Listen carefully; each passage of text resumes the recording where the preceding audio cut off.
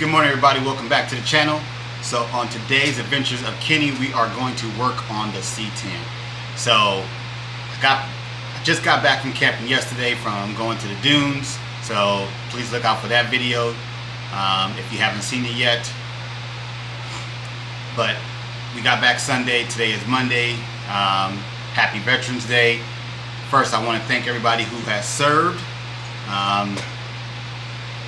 You guys allow me to do the things that I like to do. Also want to give a shout out to my dad because he's a Marine. Like he always says, once a Marine, always a Marine. But let's get back to the C10. Alright, so where I last left off was I couldn't get it to move. So I talked to my buddy. He told me a couple things it could be. So I did notice on the last video that I was having a big whine. Basically, it was coming from the power steering pump. So I checked that. Definitely was low on power steering fluid, so I added power steering fluid for that. Because I did have a leak in the line before, and I guess I never filled it back up after I, fixed my leak. I'm starting to notice that I'm making dumb little mistakes. I'll have an issue and then I'll fix it and then I'll forget to correct why I had an issue. Like I had a fuel leak in one of the lines and I fixed it and then I forgot to put gas back in the damn thing. So I need to kind of slow down, but I know what it is. Basically, I came off a summer of being crazy busy doing heating and air conditioning work, and now we're finally slowed down and I'm getting back to working on this thing, and I forgot some of the stuff that I did in the middle of the summer working on this when I did get some spare time. I actually stopped working on this middle of the summer because funny thing is I have an AC4 in my garage, but I had a ground squirrel that was getting on my nerves, and I shot it with a BB gun a couple times, and where it was sitting, it was close to my, I guess I would say, my line set for my AC lines, and I ended up putting a hole in the damn line. And there's a shed in the way, so I have to move the shed just to fix the line. And I'm gonna do that in this off season, but in the middle of summer I just didn't have time to clear out the shed and then have buddies come over and help me move it. That way I can patch the leak that I put in the line. So at that point it was just too hot to be working in a garage here in Phoenix. Alright, got that out the way. So in my last video, you'll see that I couldn't get this thing to move. Like I was revving up to $4 grand and it just was not moving.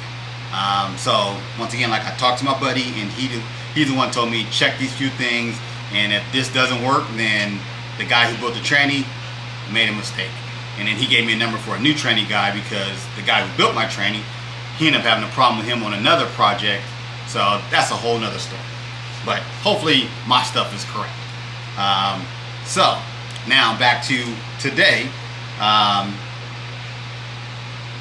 When I first put the transmission and everything in, I filled everything up, fluids, everything was fine according to spec, and then the damn, on a brand new transmission, rebuild, the damn transmission pan was leaking. When I had it jacked up in the air, it was leaking right out of the back of the transmission pan gasket. So I didn't like the transmission pan that the guy put on here because he spray painted it blue, and it was kind of a shallow pan, and I wasn't a big fan of it. So since I already had to replace the gasket, I bought myself a deeper pan and a black pan that I preferred. So we'll see how this one performs. This one does have the, I guess how you would say, a Delray. So this is a Delray transmission pan. So it has cooling ports that are underneath the bottom. So that way when you're driving, you should be able to pull air through them, and in theory that should help cool off the transmission fluid. We'll see. I mean, not sure how far I'm going to drive this, but I do plan on driving and having some fun. So when I changed that and put the new transmission, not the new transmission, but put the new pan and gasket on, I guess I didn't put enough fluid in there. So I might have was putting fluid in, realized I ran out, and then forgot about it because I did it in the middle of the summer. And when I went to go try to test drive it, it was definitely low on transmission fluid. So put some transmission fluid in there, and yeah, you can definitely tell it wants to move now. So everything, all fluids have been checked. So like I checked the power steering fluid, I checked the transmission fluid, I checked the coolant. I got at least a half a tank of gas now.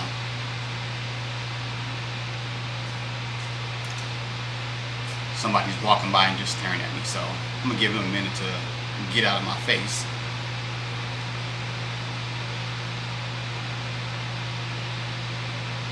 Okay, so he's gone now.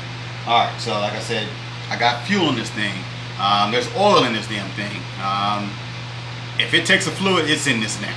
So I went through everything to make sure that I'm not out here just making dumb mistakes, because I forgot, and it's been a minute. Alright, so at this point, I still haven't had a chance to bleed the brakes the way I want to. So the front is still solid. I did test it in my driveway, up and down a little bit, because my driveway's at a slant. So I did test it not backing, but driving forward in the driveway, and then backing back into the garage, and then back out again, and then back into the garage. And it stops enough for me to get on the street and hopefully be safe. So right now I have smoked out my garage. So I'm waiting to let the fumes get out, let the truck cool down just a little bit. I mean, it's not hot, but it does smell kind of fumey on the inside, and I want to let that clear out. So shortly you are going to see me. Well, I'm gonna set up the GoPro camera, because at this point I think I'm about to take it on the street. Yep, I think we're going around the block. That's the plan. I'm gonna try to take it around the block right now. My wife's here, so if anything does happen, she can help me. One of my daughters is on her way. She wants to go hang out. She wants to hang out with Dad today, so me and her are gonna hang out and do father-daughter stuff. Trying to think of anything else. So at this point, let's get into the test drive. All right, everybody. Hopefully you can hear me. Moment of truth.